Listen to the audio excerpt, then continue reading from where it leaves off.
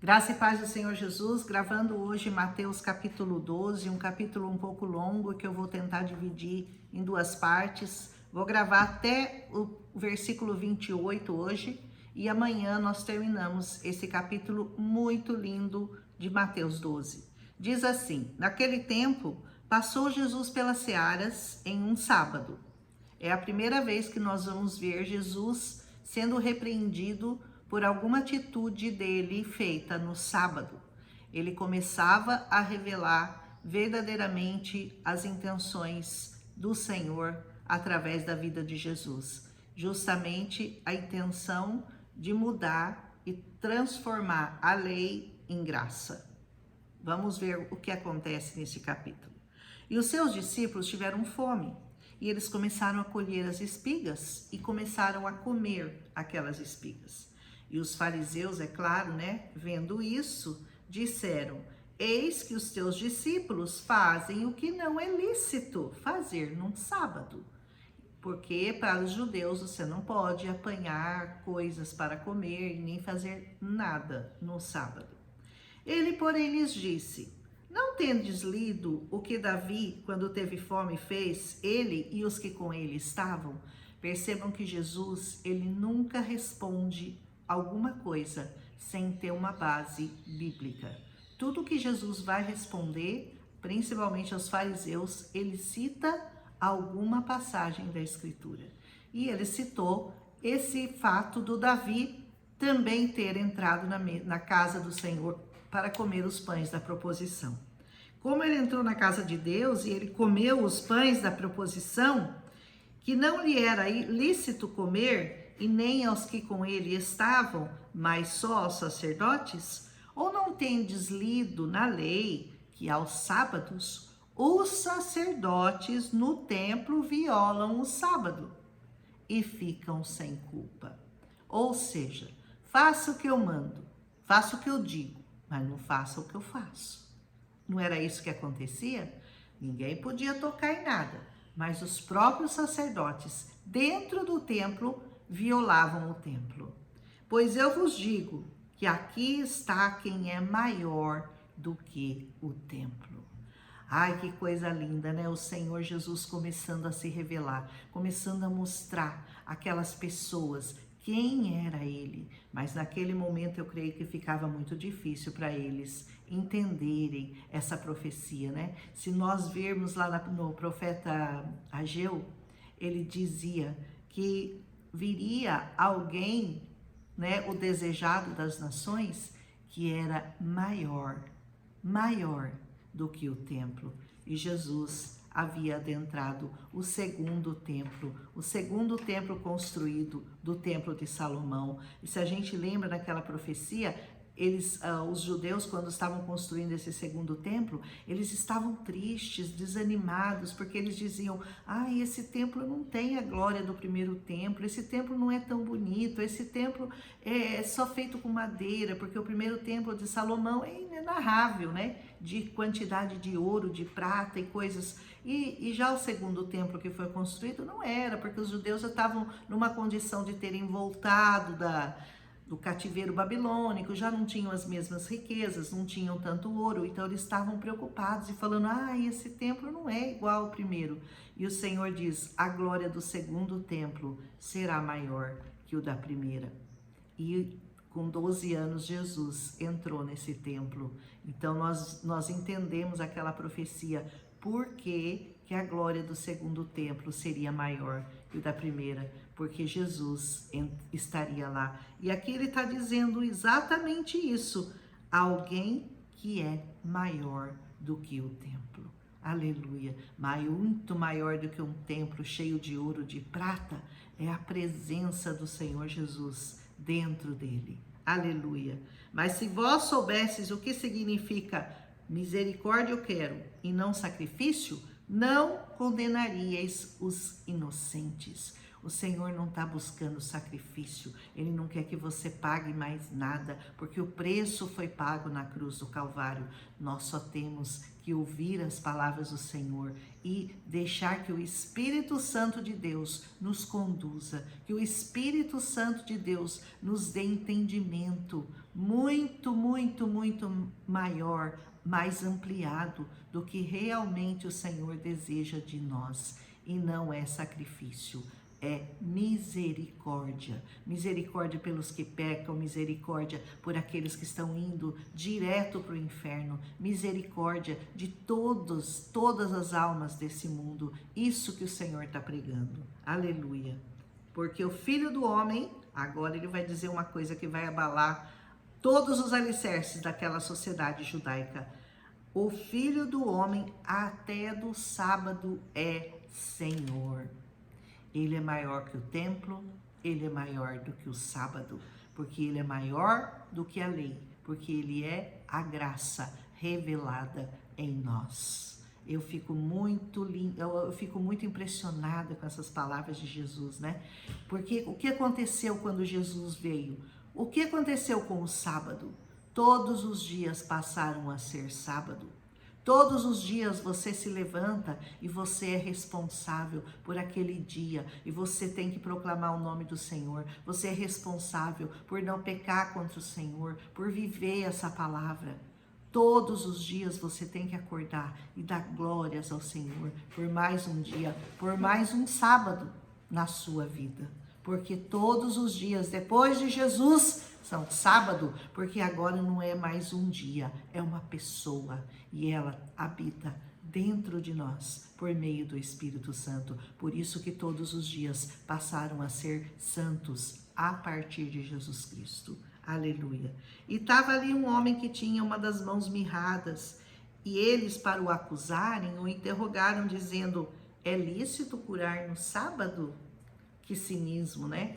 É lícito você curar no sábado? Você fazer o bem no sábado? Você fazer com que um homem de mãos mirradas deixe de ter as mãos mirradas? É justo você fazer isso? É correto você fazer isso? E ele lhes disse: olha a resposta de Jesus, toma essa. Qual dentre vós será o homem que, tendo uma ovelha, se no sábado ela cair numa cova, não lançará a mão dela e não a levantará? Pois quanto mais vale um homem do que uma ovelha, é por consequência lícito sim fazer o bem nos sábados. Sabe o que Jesus estava mostrando? Que uma mão mirrada é uma mão assim, ó, que ela não estende para fazer o bem ao próximo. Tem gente que não tem mão mirrada, mas tem alma mirrada. Aquela alma que não doa, aquela alma egoísta, aquela alma cheia de soberba, que não dá ao próximo, que não se livra dele, das coisas dele mesmo para doar-se ao próximo, como Jesus fazia. Que nós aprendamos a não ter uma alma mirrada, uma alma assim, ó, de mão fechada. E naquele mesmo momento, o homem estendeu a mão. E ele estendeu e essa mão ficou sã. Estenda suas mãos para que Jesus te cure. Estenda suas mãos em direção ao Senhor. Não tenha uma mão mirrada e uma alma mirrada na presença do Senhor. Então ele disse àquele homem: estenda a mão. Ele estendeu, como eu já tinha lido. E os fariseus, tendo saído, fizeram o quê? Foram formar um conselho contra ele para o matarem. Sabe por quê?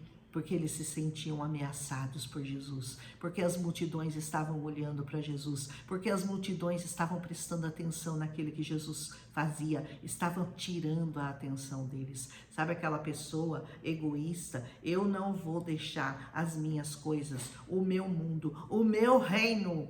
Porque ali naquele pedaço eles dominavam, os fariseus davam ordem, os fariseus diziam àquele povo que eles podiam e não podiam fazer, e agora Jesus, ele estava tirando o foco deles, estava tirando a atenção deles. Sabe o que Jesus quer fazer com você? Ele quer que você tire o foco da sua vida e que você olhe para a vida do Senhor Jesus e que você pare de ser egoísta e que você pare de olhar para você mesmo e que você comece a dar às pessoas tudo aquilo que você tem recebido do Senhor. Por que Herodes se sentiu ameaçado? Porque Jesus ameaçava o reino dele.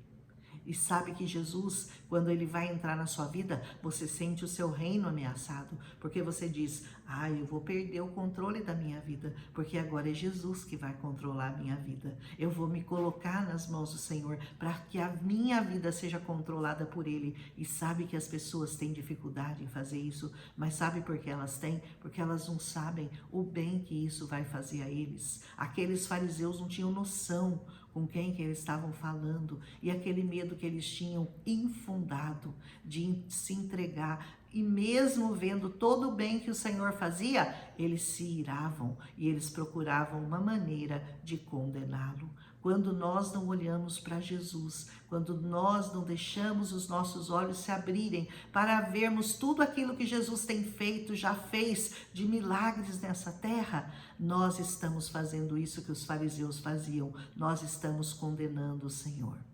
Não façamos isso. Vamos continuar aqui. Jesus, sabendo disso, claro, ele retirou-se dali e acompanharam-no grandes multidões, e ele curou a todos. Jesus não ficou ali naquele momento sabendo que eles estavam fazendo coisas, tomando conselho contra ele, se reunindo para ver de que maneira podiam apanhá-lo. Mas porque ele tinha medo? Não, Jesus nunca teve medo, mas porque não era chegada a hora dele. Ele tinha um propósito, ele queria chegar até a cruz. Ele sabia que lá é que ele iria nos salvar, nos remir, e ele estava disposto a ir até lá para morrer por nós. Então esse não era o momento ainda, ele estava começando o ministério dele, e por isso ele foi para outra cidade, mas as multidões continuaram acompanhando ao Senhor Jesus, como acompanham até hoje. Não seja um fariseu, não tome conselho contra o Senhor, seja como essa multidão que vai atrás do Senhor. Vá buscá-lo, ele só vai te curar se você estiver buscando e indo até a presença dele. Não espere que o Senhor vá vir até você, é você que tem que ir até ele, você que tem que segui-lo, porque é ele que tem muito para te dar, é ele que tem muito para te ensinar. Amém? E recomendava-lhes rigorosamente que não o descobrissem. Ele fazia tudo quietinho, ele fazia tudo calado. Por quê? Porque isso era um mandamento, isso é um cumprimento de profecia. Diz assim: para que se cumprisse o que fora dito pelo profeta Isaías, que diz assim, eis aqui o meu servo, aquele que eu escolhi, o meu amado, em quem a minha alma se compraz. Porém, sobre ele o meu espírito, e ele anunciará aos gentios o juízo. Você é esse gentio. Jesus veio para os judeus, mas ele tinha um propósito: alcançar todos os gentios. Todo aquele que não é judeu é um gentio. E isso que ele diz assim, o servo a quem escolhi o meu amado, foi exatamente o que João ouviu quando o Espírito Santo, em forma de pomba, desceu sobre o Senhor quando ele foi batizado. Esse é o meu amado, o meu filho amado, em quem a minha alma se alegra. O Senhor se alegra em Cristo Jesus. Quer alegrar o coração do Senhor? Quer alegrar o coração do Pai? Alegre-se em Cristo Jesus. Ele não contenderá e não clamará, ninguém ouvirá pelas ruas a sua voz. Jesus nunca saiu gritando, falando: olha, eu sou o Messias, olhem para mim, eu sou o enviado, eu sou o Cristo. Não, ele foi fazendo a obra, ele foi fazendo os milagres, e as pessoas foram percebendo quem ele era. Aleluia! Não esmagará a cana quebrada, então, e não apagará o morrão que fumega, até que faça triunfar o juízo. Triunfo é muito mais do que uma vitória. Uma vitória é quando você vence uma batalha, mas quando você triunfa sobre alguma coisa, não existe mais nada que faça você perder aquilo. Ele triunfou sobre o juízo. Ele não teve uma vitória sobre o juízo, ele triunfou sobre o juízo. Porque uma vitória pode ter uma vitória e depois uma derrota, uma vitória e uma derrota, mas o triunfo é muito acima da vitória. Triunfar significa ganhar para sempre, e o Senhor triunfou sobre o juízo. Aleluia! E no seu nome os gentios esperarão. Você tem esperado no nome de Jesus? Você tem esperado? vale a pena esperar nesse nome, porque esse nome traz grandes recompensas que começam a ser colhidas aqui na terra e terminam de ser colhidas na eternidade, para onde nós iremos com certeza, se nós não desanimarmos, se nós seguirmos essa carreira, lutarmos até o fim pelo nome do Senhor. E toda a multidão se admirava e dizia: não é este o filho de Davi? A primeira vez aqui em que eles estão começando a perceber que verdadeiramente aquele era o filho de Davi, o enviado, o desejado das nações, o filho do Deus vivo, o verbo que se fez carne. Reconheça Jesus em sua vida. Mas os fariseus, ouvindo isso, diziam: ele não expulsa demônios senão por Belzebu, príncipe dos demônios. Olha que coisa terrível, né? Que coisa terrível aqueles fariseus. Está expulsando o demônio pelo Belzebu, pelo príncipe dos demônios. Jesus, porém, conhecendo os seus pensamentos, porque Jesus conhece o pensamento que você tem dele, ele lhes disse: todo reino que está dividido contra si mesmo é devastado, e toda cidade e toda casa dividida contra si mesmo não subsistirá.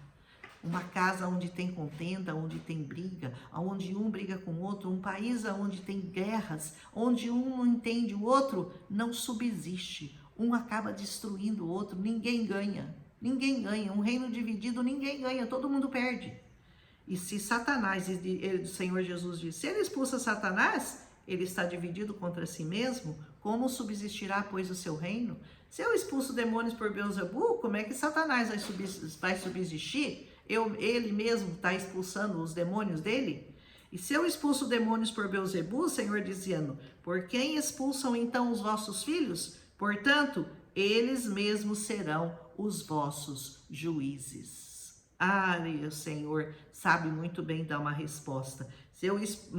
Mas ele diz, se eu estou expulsando demônios pelo Espírito de Deus, logo é chegado a vós o reino de Deus. Jesus começava a se revelar. Ou como pode alguém entrar na casa do homem valente e furtar os seus bens, se primeiro não manietar o valente, saqueando então a sua casa? Quem não é comigo é contra mim, e quem comigo não ajunta, espalha. Esteja junto com Jesus. E se você quer entrar na casa de alguém que você sabe que está preso pelas trevas, porque muitas pessoas estão aprisionadas pelas trevas, primeiro você entra lá e você vai manietar o valente daquela casa. Primeiro você expulsa aquele demônio em nome de Jesus. E depois você vai lá e prega esse evangelho da salvação. Vai lá e amarra o valente. Depois você vai e você prega e o Senhor terá liberdade para conversar, para convencer. Todo espírito, toda alma que está nessa terra será convencido pelo Espírito Santo de Deus. Mas primeiro você vai manietar o valente que domina aquela pessoa, que domina a casa daquela pessoa, em nome de Jesus. Eu vou continuar amanhã, porque esse capítulo é muito bonito e amanhã tem coisa muito interessante para a gente continuar aqui. Eu parei no versículo 30, quando Jesus está chamando você a se ajuntar com ele. Não espalhe, ajunte. Amém? Um abraço e até amanhã. Esse capítulo vai ser muito bonito.